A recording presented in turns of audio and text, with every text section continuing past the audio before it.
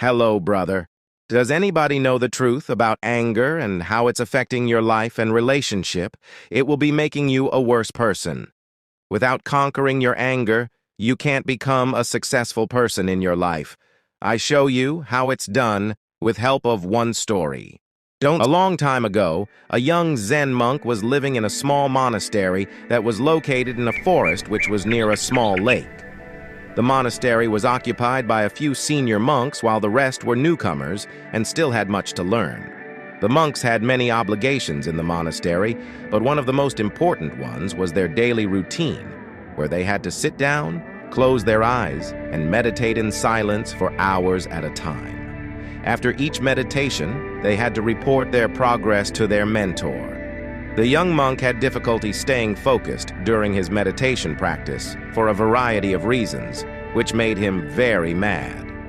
After the young monk reported his progress to his mentor, the elder monk asked the young monk a simple question: "Do you know what is really making you angry?" The young monk replied, "Well, usually as soon as I close my eyes and begin to meditate, there is someone moving around and I can't focus. And then when I close my eyes again and try to focus, a cat or a small animal disturbs me again. Even when the wind blows and the tree branches make noise, I get angry. If that is not enough, the birds keep on chirping, and I can't seem to find any peace in this place." This is exactly the opposite of what is the point where you become angrier with each interruption of your task when meditating. You should find a way not to get angry with people or animals or any other thing around you that disturbs you during your task. After their consultation, the young monk went out of the monastery and looked around to find a place that would be quieter so that he could meditate peacefully. He found such a place at the shore of the lake that is nearby.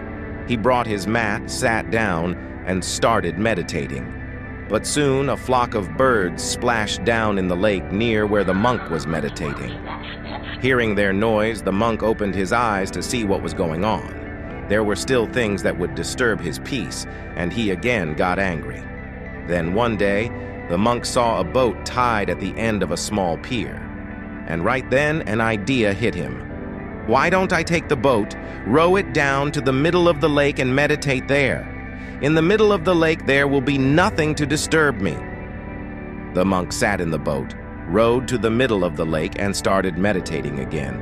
A few minutes later, he heard some splashing of water and felt that the boat was rocking. He started getting upset that even in the middle of the lake there was someone or something disturbing him. When he opened his eyes, he saw a boat heading straight towards him. He shouted, "Steer your boat away, or else you will hit my boat." But the other boat kept coming straight at him and was just a few feet away. He yelled again, but nothing changed, and so the incoming boat hit the monk's boat. Now he was furious. He screamed, "Who are you, and why have you hit my boat in the middle of this vast lake?" There was no answer. This made the young monk even angrier.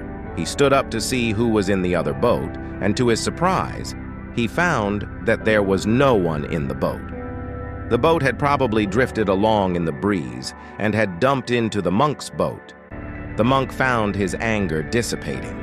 It was just an empty boat. There was no one to get angry. At that moment, he remembered his mentor's question: "Do you know what is really making you angry?" And then wondered, it's not other people's situations or circumstances. It's not empty boat, but my reaction to is that cause my anger. All the people or situations that make me upset and angry are just like the empty boat. They don't have the power to make me angry without my own reaction. The monk then rowed the boat back to the shore. He returned to the monastery and started meditating along with the other monks. There were still noises and disturbances around, but the monk treated them as the empty boat and continued to meditate peacefully.